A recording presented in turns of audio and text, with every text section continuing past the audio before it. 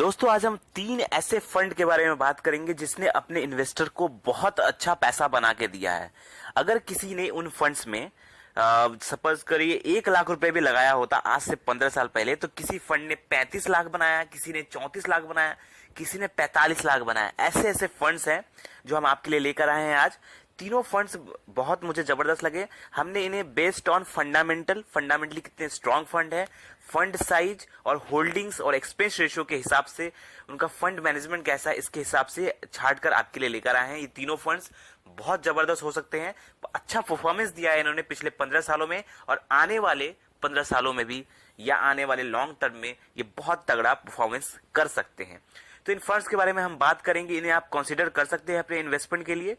और चलिए हम बात करते हैं सबसे पहले फंड की, जिसने मुझे लगा कि बहुत तगड़ा रिटर्न दिया। हम इसके पास्ट रिकॉर्ड की बात करेंगे और अगर किसी ने इसमें पैसा लगाया होता तो आज उसका वैल्यू क्या होता, इसके ऊपर भी हम बात करेंगे। और आप कौन से फंड में इन्वेस्ट कर सकते हैं, इसके ऊपर भी हम बात करेंगे। तो वीडियो के लास्ट तक बने रहें, वीडियो बहुत इंपॉर्टेंट होने वाली है।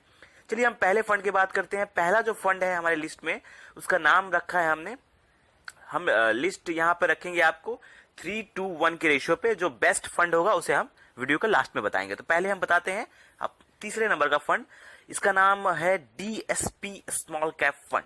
अब जो डीएसपी स्मॉल कैप फंड है, इसकी अगर हम रिटर्न की बात करें तो इसने पिछले 15 सालों में, पास्ट 15 ईयर्स अगर इसका रिटर्न देखा जाए तो इसने 23% का रिटर्न दिया हुआ है।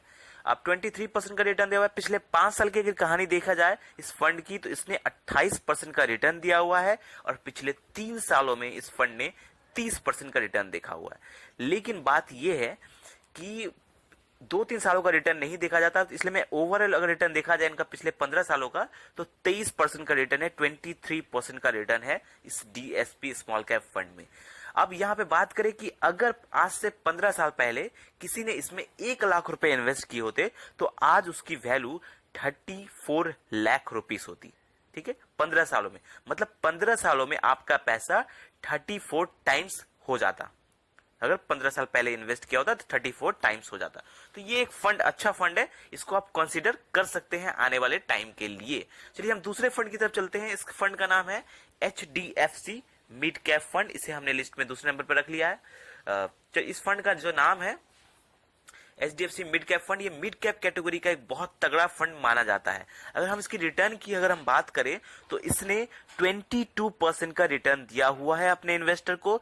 पिछले 5 साल में इसने 27% का रिटर्न दिया है और पिछले 3 साल की अगर हम बात करें तो इस फंड ने 30% का रिटर्न दिया हुआ है। तो ओवरऑल रिटर्न अगर देखा जाए तो 22% का इसका ओवरऑल रिटर्न है। बहुत अच्छा फंड है मिड कैप कैटेगरी का। अगर हम इसकी बात करें कि अगर पिछले 15 सालों की अगर कहानी देखी जाए इस फंड की, तो अगर इस फंड में किसी ने 1 लाख रुपए इन्वेस्ट किए रहते, 1 लाख रुपए इस फंड में अगर इन्वेस्ट किया रहता, तो ये फंड 15 साल पहले अगर 1 लाख रुपए इन्वेस्ट किया था तो आज वो पैसा 27 लाख रुपए के आसपास होता।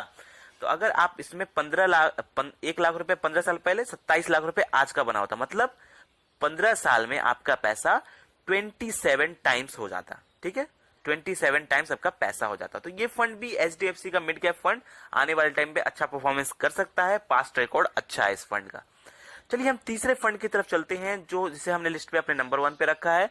इस फंड का नाम है कनारा रोबोको स्मॉल कैप फंड। अब ये फंड हमने क्यों लिया, इसके बारे में हम बात करेंगे और इस फंड ने कितना रिटर्न दिया है इसके ऊपर भी हम बात करेंगे। तो रिटर्न की अगर हम बात करें तो इस फंड ने ओवरऑल रिटर्न दिया है 29% का।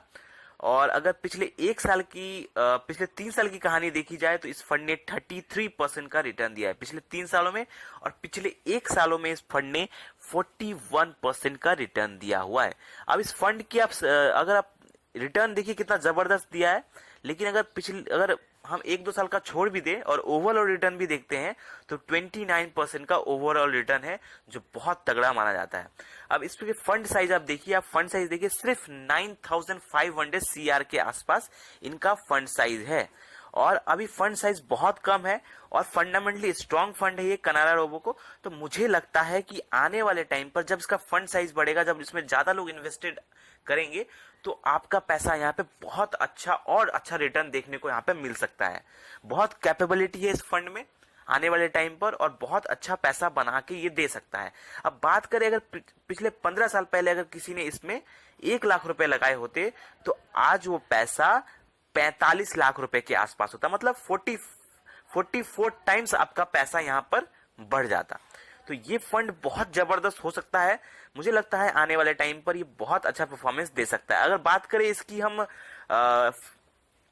होल्डिंग्स की, तो इसकी होल्डिंग्स 93 कंपनीज में इसकी होल्डिंग्स है, अच्छे अच्छे कंपनीज में इनकी होल्डिंग्स है और बहुत तगड़े कंपनीज में पैसा लगाया हुआ है इनकी होल्डिंग्स। इनका फंड मैनेजमेंट, जो फंड मैनेज किया जा रहा है, बहुत अच्छे तरह से मैनेज किया जा रहा है इस फंड में। तो मुझे ये फंड पर्सनली बहुत अच्छा लगा। और बात करें इसके एक्सपेंस रेशियो की, तो इस फंड का एक्सपेंस रेशियो कनारा रोबो का सिर्फ 0.48% का है। मैं हमेशा कहता हूं कि जब भी आप कोई फंड चूज करें ना, तो आप उसका एक्सपेंस रेशियो जरूर चेक करें। तो एक्सपेंस रेशियो जब आप चेक करेंगे तो 1% से कम होना चाहिए, और इसका तो 0.50% से भी कम है, मतलब 0.48% है। तो एक्सपेंस रेशियो के हिसाब से भी बहुत अच्छा फंड लगा मुझे ये। और फंड साइज सही है, इसकी होल्डिंग्स बहुत अच्छे कंपनीज में है और रिटर्न्स भी बहुत तगड़े हैं। तो ये फंड आप जरूर कंसीडर कर सकते हैं लॉन्ग रन के लिए। 15 साल 20 साल के लिए अच्छा रिटर्न आपको बना के दे सकता है, चाहे आप इसमें लमसम करें या एसआईपी करें, ये फंड बहुत अच्छे साबित हो सकते हैं। अब बात करें कि यहाँ पे पैसा बना है, म्यूचुअल फंड में पैसा बनता है, बस आपको करना क्या, आपको अपने पैसे को होल्ड करना है। बीच में जैसे 2-3 साल अच्छा परफॉर्मेंस, अब ये ऐसे फंड है जिन्होंने लगातार अच्छा परफॉर्मेंस नहीं दिया, बीच में 2-3 साल इन्होंने खराब परफॉर्मेंस भी दिया है, लेकिन जिस इन्वेस्टर ने इसमें अपना ट्रस्ट रखा और अपनी एसआईपी या अपने लमसम को कंटिन्यू रखा, तो उन्होंने यहाँ पे अच्छा खासा पैसा बनाया। अगर बीच में पैसा निकाल लेते तो वो पैसा नहीं बन पाता। अब बीच में 2020 के टाइम, कोरोना के टाइम में जो मार्केट क्रैश आया था, उस टाइम पे इन तीनों फंड्स ने ही नेगेटिव रिटर्न दिखाया था। लेकिन अगर उस टाइम में कोई पैनिक करके अगर पैसा निकाल लेता तो वो इतना अच्छा पैसा नहीं बना पाता आज के टाइम पर।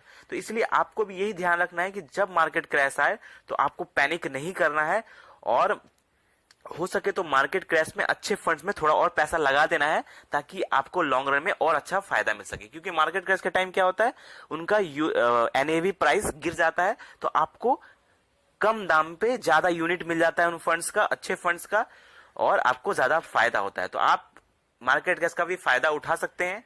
अगर मार्केट क्रैश जब भी होता है तो आप इन फंड में लमसम भी कर सकते हैं और एसआईपी भी कंटिन्यू कर सकते हैं। तो आई होप आपको ये वीडियो अच्छा लगा होगा। अगर इस वीडियो से रिलेटेड कोई भी क्वेश्चन है तो आप हमें कमेंट करके पूछ सकते हैं।